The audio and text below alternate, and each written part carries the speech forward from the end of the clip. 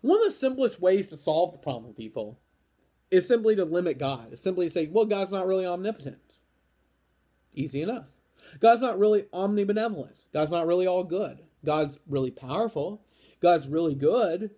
But God isn't all powerful, or God isn't all good.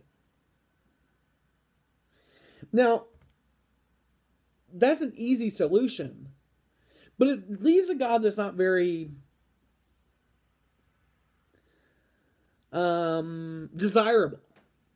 I say that because, if God is really powerful but not all powerful, God's just, stronger than the rest of them, then God's not really worship worthy. If God's not all good, he's a really good guy. He probably should get a statue in the park. But that doesn't necessarily say build temples and churches and praise him and give everything and give up your life and follow God, right?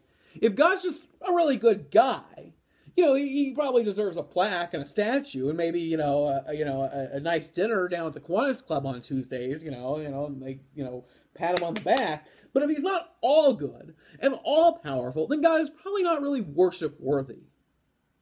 And that is where the problem. One simple solution is just say maybe God's not omnipotent or omnibenevolent. Possibly. But if you do that, then we have to ask this question: is God really worship worthy?